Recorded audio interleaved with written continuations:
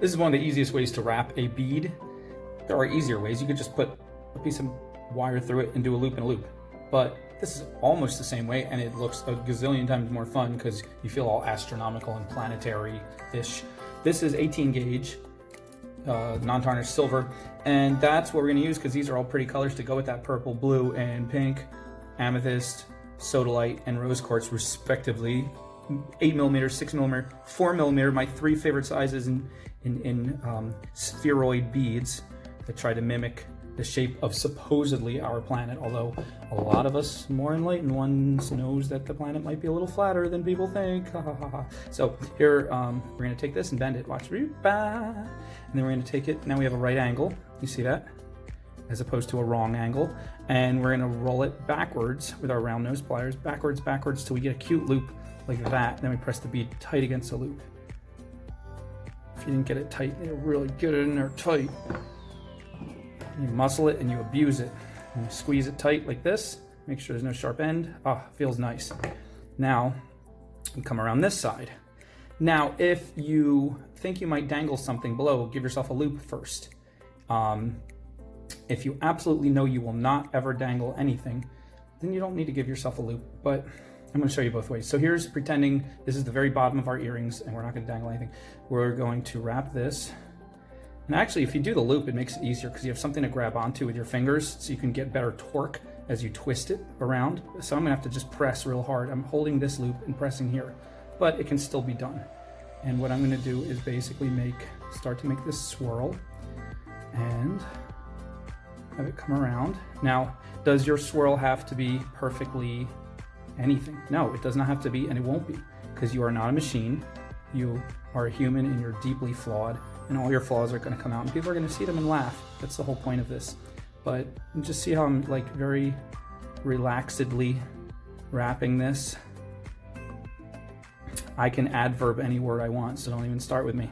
Now, once we get back up to the top loop like this, we just bring it around one more time until we have just enough to tuck a little end in right there. So we cut off enough, we leave just a little tab like this. And then we take our pliers and we tuck in that little tab right there. Just tuck it right in. Just tuck it right in and then touch it. Does it scratch? Does it stick out? Oh, that one. If I dig in real deep, I can get a tiny bit of a scratch. So what does that mean? It means I'm going to tuck it some more because I'm tuck crazy. Tuck everlasting. Okay, now we look at these. Do we love our swirls? We love them pretty much. This one's sticking up a little higher. You can kind of move them around with your fingernails. So now, no, that one, those need to be closer together there. But overall, you're not going to get it perfect, and you shouldn't try to. So now we have one little kit one. And we're going to do 18 gauge usually fits in your 6mm too. Depends on the beads you get. So, by the way, that piece I cut off, that was about 9 inches, and it was like too much. See, I have like 2.5 inches left. If you're talking centimeters, pretty much double whatever number I said, maybe a little bit more than double.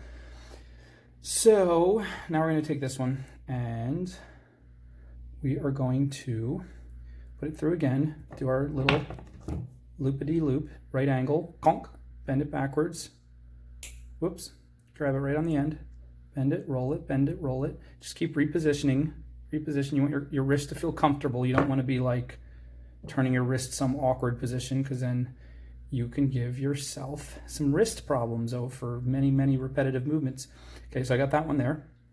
Boom. Now this one is going to be a middle one. We need a loop on top and bottom. So we're going to do another right angle, this time against the bead. Turn it this way. Grab our round nose, grab it right here. And now we're going to wrap our loop around, but leave all this extra wire. And then we're going to roll the loop in, roll it till it's like the same size as our other loop. So we're going to really be a stickler for rolling it tight. With 18 gauge, this is a little bit intense pressure, but it's not anything that was overwhelming. You should be able to do it. If it intimidates you, use 20 gauge. 20 gauge will do the same deal.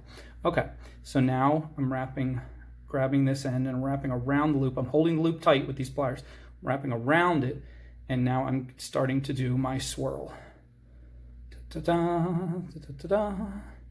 And 20 gauge has some benefits. It's thinner, so you can get more swirls. It also won't cover up the stone as much. This 18 gauge is really overpowering this little 6mm bead. But you know what? He's a toughie, and he can handle it. He likes being hugged by big, strong silver arms. So if you think of yourself as a little 6mm bead that likes being hugged by big, strong arms, then you can relate to this little guy. Again, we cut a little bit of a tab, just enough to tuck it in. Boom. And now, see these loops, they're crooked. We want them straight up and down. Just kind of mess with them. We also want them facing the same way generally, because that helps when we do our other stuff. Look at that cute little diagonal I got in there. Look how perfect I did that. Just kidding, not perfect. Nothing is perfect. We're all just kind of doing it. See, I'm still going to mess with it a little bit. Okay, so that one's done. Now for the 4mm, almost always, if you can find 4mm that your 18 gauge will fit in, good for you, but it's very hard. So I'm going to switch to 20 gauge. And these guys are smaller, so you can even do 22. But 20 generally is safe. 20 with little loops still give you some strength. 22 starts to get a little bit flimsy. But I'm only going to take about 4 inches here. And let's put that guy through there. And we'll do the same thing. Same thing we just did with the last bead, except we're going to make some teeny tiny little loops here, because we have a thinner gauge, and we're going to get right under the end of the round nose pliers. Come on, focus camera. Show us what you got. Coming around. Bam! Got it in one shot. Look at that cute little loop. Just tighten it, make it really, oops. Don't want to slip. Tighten it, make it really tight. Oh, it must be tight enough. Okay. Press the bead right up against it. Make another right angle. Again, you want to be really tight with these guys. Don't let stuff stick out all wonky. In all your wire wrapping, you want to go as tight as possible. Does that mean sometimes you'll pull so tight you'll break something? Absolutely. Does it mean sometimes you'll pull something so tight you'll yank it out of formation? Totally.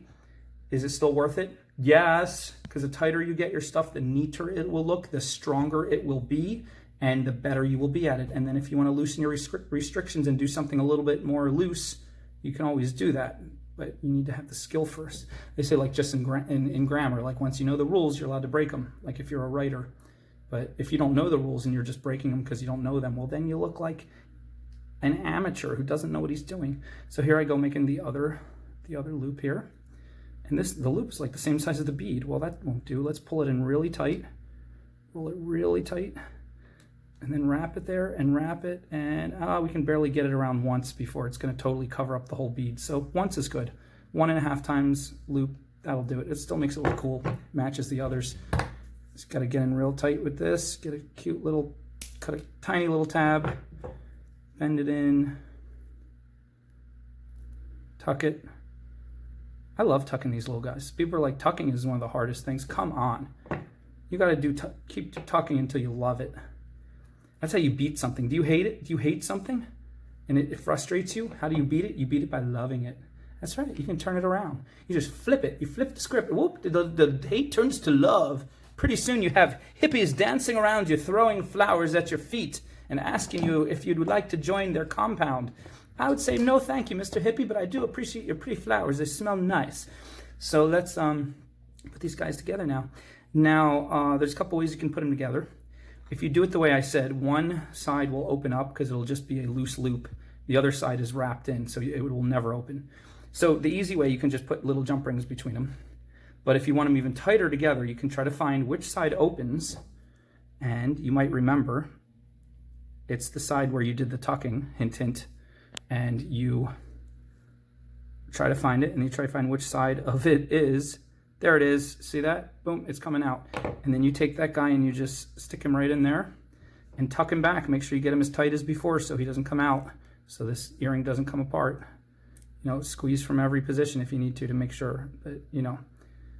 There you go. And then same with these guys. Find, now the blue one you can't open because you already used up his open side there. So you got to find the side of the rose quartz that opens.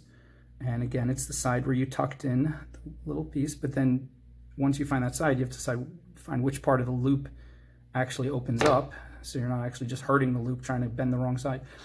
And stick that guy in. Ooh, he's not fitting in. Got to open him a little bit more. Always open your loops sideways. Don't open them like that because you'll warp them out of shape. Every connection in jewelry making, you always take a round loop or circle or jump ring. You always open it sideways like a door. Just reminding you guys in case you forgot. All right, and tuck that little guy in. Ah, it feels so good when he tucks just right. It's like, poof. It's just such a satisfying feeling. And then we just get our earring hooks and we just do the same thing. We take our little earring hook and we open up the little loop sideways like everything else. And then we pop on our little guys. Now, which way should we face it? A certain way? Sometimes, often in earrings, you have a front and a back. You want the front to face out towards the people as the earring hook pokes into the ear. But in this case, these guys spin all over the place. So if you find one side looks better than the other, go for it. But in general, I mean, come on, you can turn them every which way and they look good, I think. So let's move on and do the same for the other one. You might find the hardest thing is making that little bottom loop start, and you'll be like, oh, I can't even get it. The bead just keeps spinning.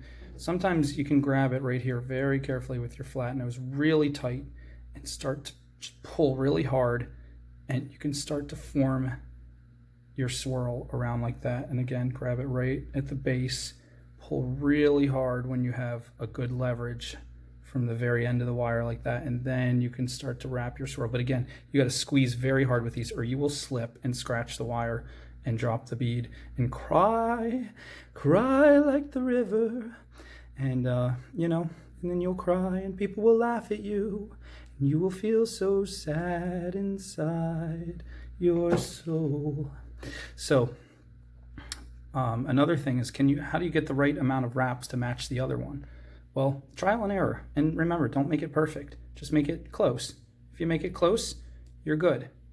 And then you can feel good. And that's the moral of the story of a lovely lady who was making beads for earrings for her friends. All of them had lovely ears, but they had no earrings. So they turned to her for gifts. Da-da-da-da-da.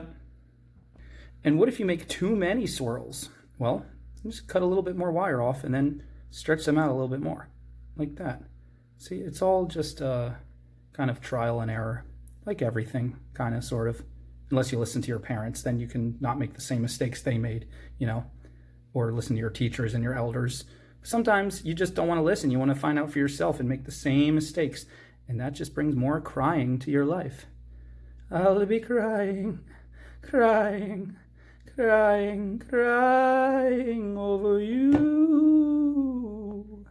over you. I'll be crying,